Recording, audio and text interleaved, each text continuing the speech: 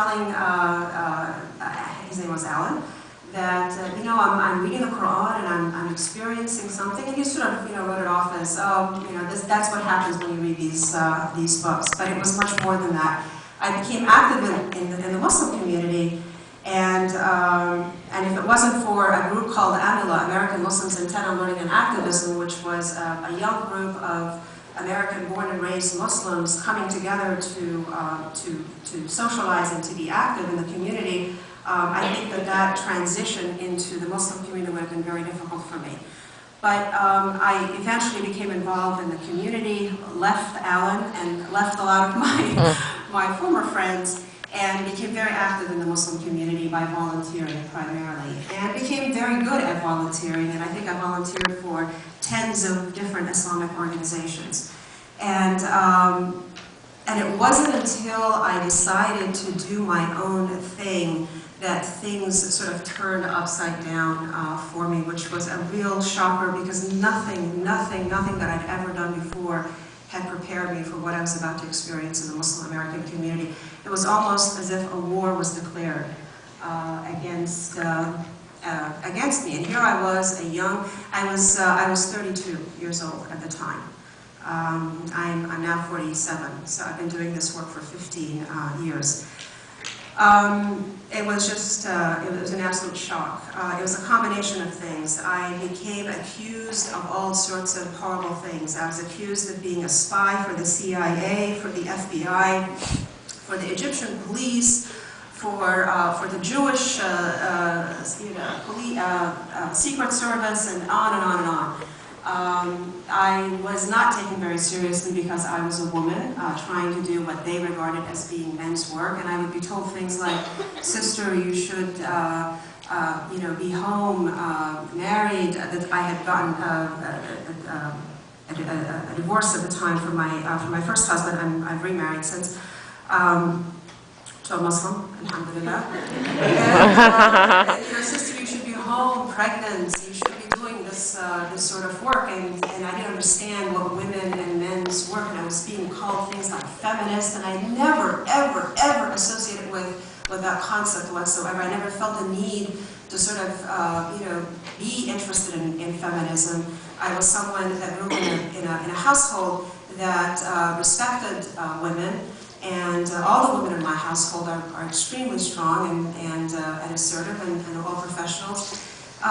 It was just a horrible experience for me.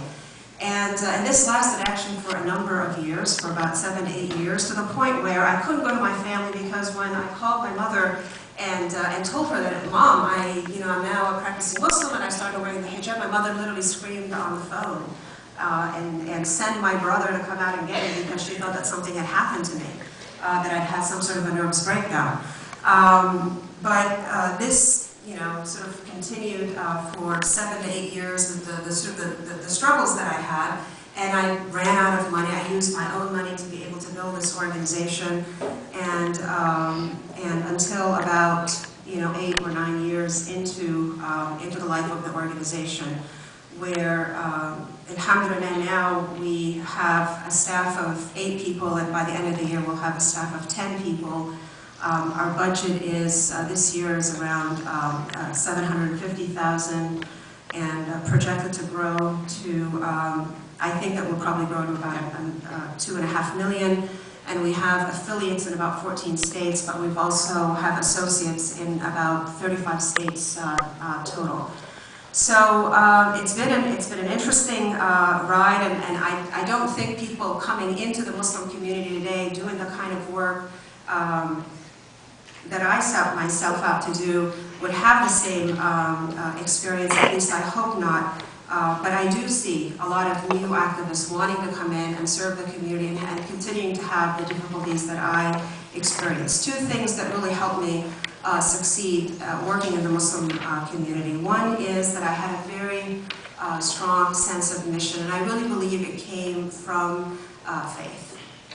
I don't think that it came from a desire, sort of an innate desire to do this work.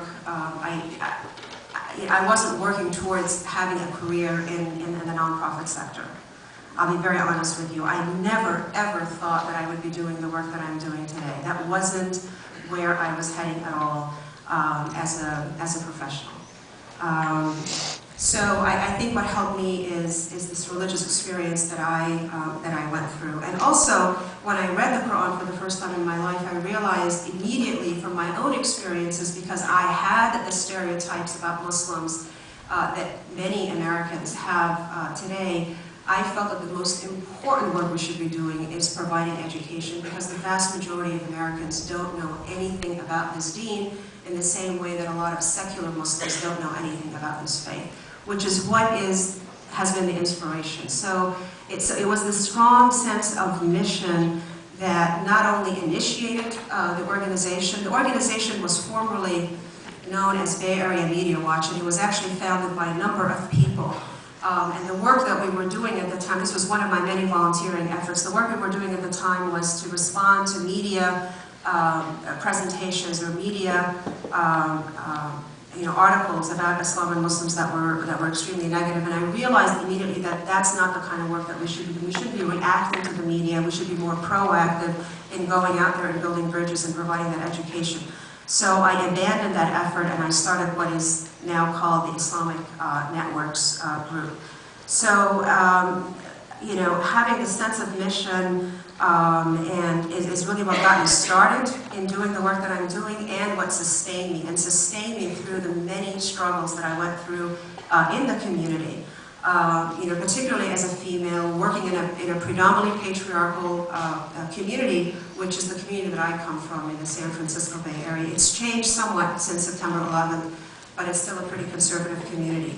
But what kept it going for the long haul is my professional background, is the fact that I did work in the corporate world for 8 years and basically applying the skills that I had learned in running the organization. So when I first started, I actually used my own money. I had about $17,000 in the bank, and that's literally the money that I used to start the organization to support myself. And I did have to leave my very comfortable life in the Marina District and rent a room in someone's home. And actually have to live on very little money without a salary for a number of years. But for me, it was worth it because of this I hate to use the word missionary zeal, but that's really what I had. I had a sense of very strong mission to do the work that I was doing. And it wasn't about trying to preach Islam or to convert anyone to Islam. It was just a sense of, people had a right to know about this, the truth about this deen. People had a right to know, and that Muslims had a responsibility to convey that message.